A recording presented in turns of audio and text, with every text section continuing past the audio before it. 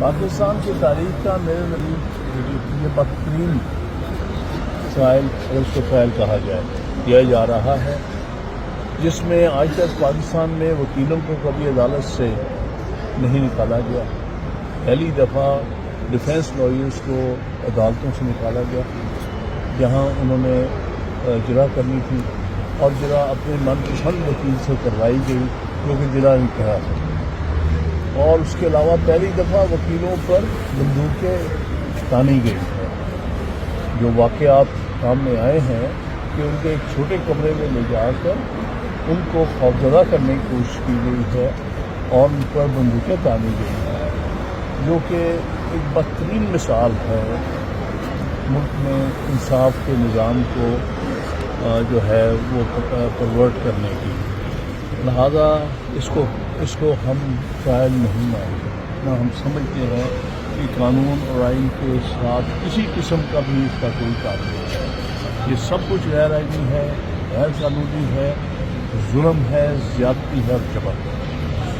اسلام آباد high court نے cipher case کو 2 دفعہ کالعدم قرار دیا تھا اور دوبارہ وہ گواہوں پر جرح اور بیانات سارے، لیکن اس کے باوجود بھی پھر اپنے جو وکلاء تھے، جو اکیوز تھے، ان کے وکلاء کو نہیں اندر جانے دیا اور سرکار کے وکلاء کو پیش کیا گیا۔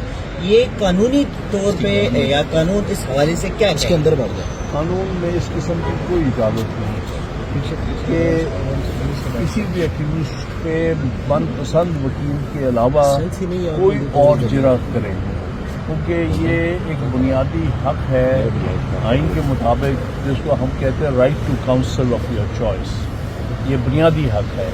آپ کسی بھی ملزم کو اس کے پسند کے وکیل سے الگ نہیں کر سکتے۔ اسی کو وکیل بننے کا رائٹ ہے جس کو ملزم اپنا وکیل بنائے اور جس کو ملزم سمجھے کہ وہ اس کو ٹرسٹ کر سکتا ہے بطور وکیل کے۔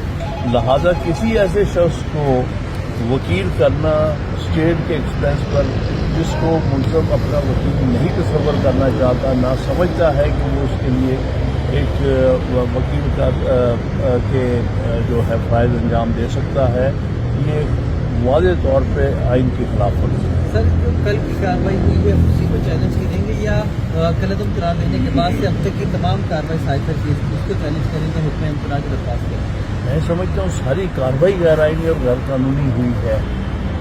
جب اس کو انہوں نے واپس کیا ہے، وہاں پر ریمانڈ کیا ہے، اس کے بعد کی کارروائی جو ہے وہ بالکل غیر آئینی اور غیر قانونی ہے، اور ابھی صرف کل کی نہیں بلکہ جو ہفتے والے دن بھی کارروائی ہوئی ہے، جس میں کہ ایک معقول وجہ تھی ایڈجرنمنٹ کی ٹرائل لائر کی، اس کو ریجیکٹ کر کے اپنی من پسند ایک ڈیفینس کاؤنسل جو ایکچولی پروسیکیوشن کا حصہ ہے، وہ پروسیکیوشن ٹیم میں سے ایک شخص کو سلیکٹ کر کے بطور ڈیفینس کاؤنسل کے لگایا گیا ہے، اور اس کا مقصد صرف اور صرف یہ گارنٹی کرنا ہے کہ کنوکشن ہو سکے دونوں مسلمان میں۔ سائفر کیس کے ساتھ اسی اڈیالہ میں 2 اور نئے پریفرنسز بھی چل رہے اور جیل ٹرائل چل رہا ہے۔ اس کے خلاف اسلام آباد ہائی کورٹ میں درخواست آئی تھی اور اس پہ 23 جنوری کو ججمنٹ بھی ریزرو ہوئی کہ آج 30 جنوری ہے، وہ فیصلہ نہیں سنایا گیا۔ تو آپ سمجھتے ہیں کہ جو آپ آج لائرز آئے ہیں، بڑے سینئر وکلاء آئے ہیں اور آج آپ سٹے مانگیں گے تو آپ کو یہ سٹے مل سکتا ہے؟ یہ تو خیر وقت ہی بتائے گا، لیکن ابھی تک اسلام آباد ہائی کورٹ کی کارکردگی ایک طرح سے مکس ہے۔